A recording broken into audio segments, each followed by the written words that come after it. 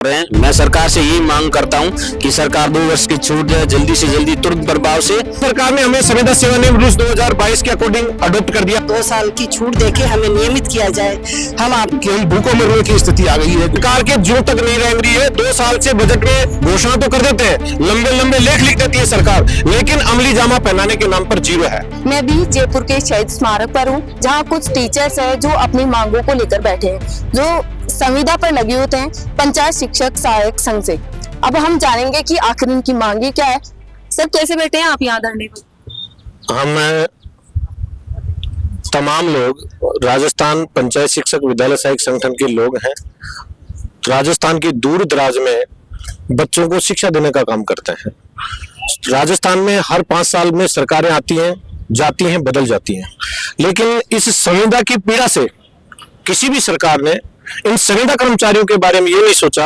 आज नियमित कर्मचारी जो है उनको 7वां वेतनमान, 8वां वेतनमान, दीपावली बोनस, पता नहीं क्या क्या दिया जा रहा है, लेकिन एक सोचने योग्य बिंदु है कि संविदा से पीड़ित जो कर्मचारी हैं आज राजस्थान में, उसमें हमारा केडर राजस्थान पंचायत शिक्षक विद्यालय सहायक संघ के लोग राजस्थान में शिक्षा का अलग जगाने का काम करते हैं।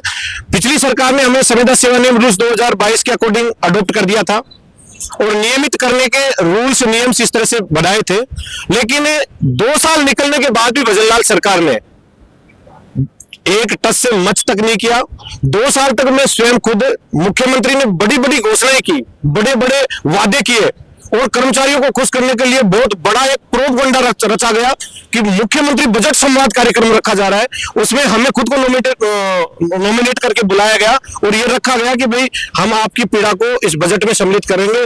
2 साल तक लगातार दोनों बजटों में हमारी जो नियमितीकरण की मांग थी, मुख्यमंत्री जी ने उसमें सम्मिलित किया। 2 साल की बजट में छूट का मैटर था IAS पैटर्न के तहत हमारे संविदा सेवा नियम रूल्स 2022 के अकॉर्डिंग, लेकिन इस सरकार के जो तक नहीं रह रही है। 2 साल से बजट में घोषणा तो कर देते हैं, लंबे लंबे लेख लिख देती है सरकार, लेकिन अमली जामा पहनाने के नाम पर जीरो है। कैसे नहीं करेगी, क्योंकि हमको तो कांग्रेस ने बीजेपी का एजेंट बता दिया था, सबको बताया था कि भाई RSS के हैं, बीजेपी का एजेंट है।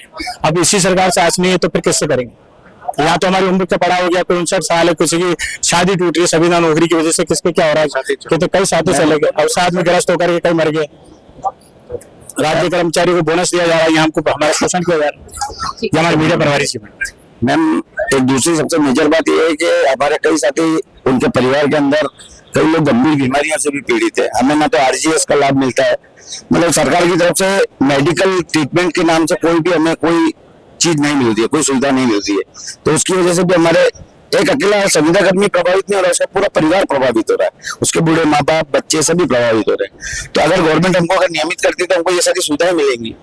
हम तो ये कह रहे हैं कि पहले कांग्रेस कहती थी हम नियमित करेंगे, फिर बीजेपी ने कहा हम नियमित करेंगे, फिर कांग्रेस कहती हम, मतलब दोनों एक बट का दोनों खेल खेल रहे हैं। परमानेंट एक भी नहीं करना चाह रहा।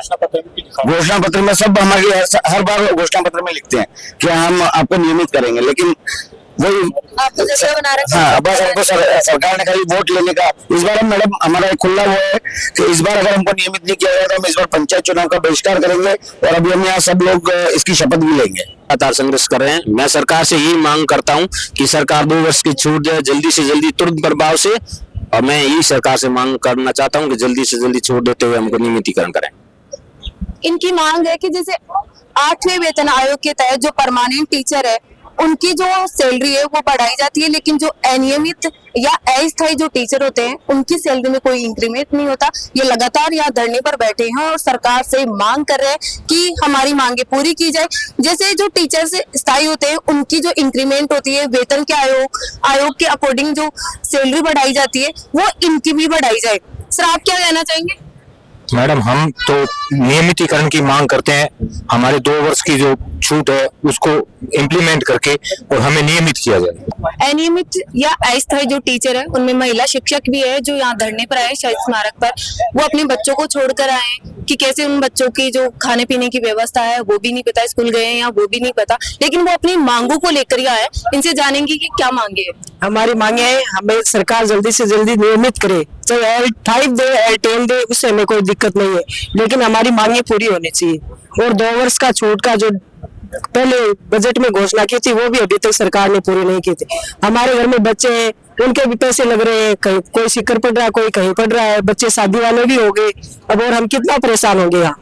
इसलिए हमारी सरकार से बस यही है कि हमारा जल्दी से जल्दी नियमित हो, दीपावली से पहले हमें ये तोहफा मिलना चाहिए। कहते हैं मैडम की सुविधा से मुक्ति चाहिए, क्योंकि कई सालों से मतलब लगातार लगे हुए हैं, तो किसी तरह का नहीं है। हमने संघर्ष किए, बहुत लंबे संघर्ष किए, बच्चे बड़े हो गए हैं, तो ये हम कब तक हमें अनियमित रखेगी सरकार। तो हमारी लंबे समय से मांग है कि हमें ये नियमित करे सरकार। अगर नहीं नियमित करती है तो धरना प्रदर्शन करेंगे, और हमारी ये ताकत भी रही है कि हम सरकार बदलने का माथा रखते हैं। तो ये सरकार को हम याद दिलाना चाहते हैं कि ये सरकार नहीं टिकने वाली है, हमने बहुत लंबे संघर्ष किए हैं, तो हमें नियमित करे।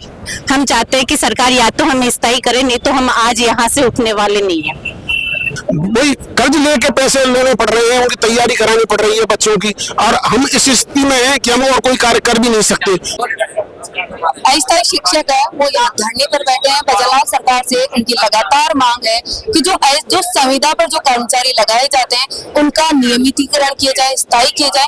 यहाँ पुरुष शिक्षकों के साथ महिला शिक्षकों से भी हमारी बात हुई, उनका कहना है कि उनके बच्चों का भविष्य है वो इतनी सी तनख्वाह में कुछ नहीं हो सकता, उनका भरण पोषण ढंग से नहीं हो पा रहा।